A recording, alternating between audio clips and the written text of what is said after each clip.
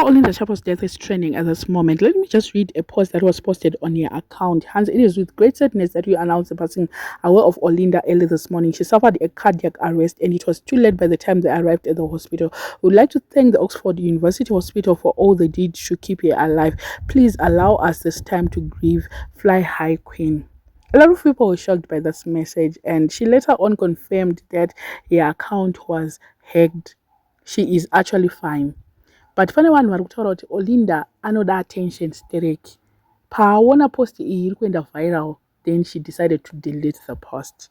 I don't know what you guys think. Would Olinda actually play with something like this? I mean, would rich aunt do something like this? Would she joke around with her death? Let me just read what she posted with another account here. Okay, hi guys, this isn't funny. I was asleep and woken like there's a fire. Whoever hacked my account, I'll find out. You are not God.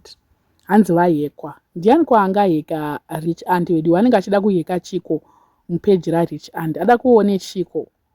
I mean, I don't know. And then Stana also posted kuti it looks like that account has been hacked and that is a lie, but once again I fail to understand people. Saka muri kumufonera dzenyu shungu ndedzekuda kutaura nevafi kana chiri chokwadi munenge muchida kudii, trying to fix that account. So for now that account is compromised.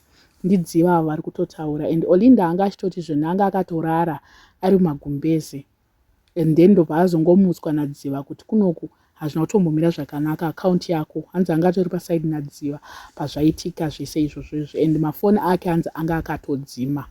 The funny part of it ndo zvaari kutaura. So vamwe ndo vari kuti aiwa sisi vazviheka vega, hapana kuheka kwavataura, hapana munhu aheka account. She wants attention and she wants to trend. Mazuva ano hanzi anga ambonyarara, but Olinda hanzi she's an attention seeker.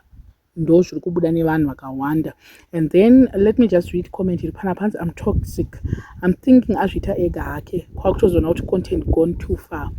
Zvikanzi naiye Olinda, you're toxic, who fakes their own death and gets away with it. I mean, I don't know, but I feel like ndofunga ahekwa zvechokwadi. Rich aunt ndofunga vahekwawo zvechokwadi. Tikada kunyatsozvitarisisawo, sure vangabva vada attention kusvika ipapo. I don't think so. And dziva ndo vanga vachazopinda palosi dai chani chiri chokwadi. Chingwa chavo dai chachoenda so dai vatobata pasi. Taizongoona vadzoka zvavo netubhegi twavo tuzere mhepo. Hai vanenge vakabata zvavo paairport tunava twavo tuzere mhepo, because yavo inenge yaenda, chingwa chavo chinenge chaenda, zvinenge zvisina kutombomira zvakanaka. Inheritance hapana inheritance yavaimbowana payanana shoni vaivai vakura. Hapana zvaimbowana iye Stana uyu. So at this moment I think that she will be using her other account, which is like a business account. Ngoti mazuva ano anenge anga achingoshandisa dzisa mino zvaanga achingoita Olinda wacho ipapapa. But anyway, Olinda ari kuti anga ahekwa. She's alive. A lot of people were crying muma streets. Aiwa vanhu vanoda Olinda. Ndopandanyatsoona kuti vanhu vanomuda. Kweko kufona handiti kuratidzawo rudo here. Dziva vari kuda kuita seko. Vanhu vanga vachitry kufona kuti Olinda, are you okay? Olinda uri mupenyu here? Ndizvo here zvatiri kunzwa kunoku? Ndo zvanga munhu akatofa vanhu vanotodaro because vanenge vachida kucheka kuti news dzacho ndedzechokwadi here. Wotozoona kuti hapana sure. Kana usati wambofirwa neari padhuze neweka hauzvinzwisise, unosenda message ufunga kuti chaonekwa, wofona woita sei uchifunga kuti pamwe it's a lie. So I think that was what was happening nevanhu vari close to Olinda once the message was spreading online. Vanhu vanga vachida kuconfirma kuti chokwadi here. I don't know what you guys think. Tingati Olinda afeka here her own death?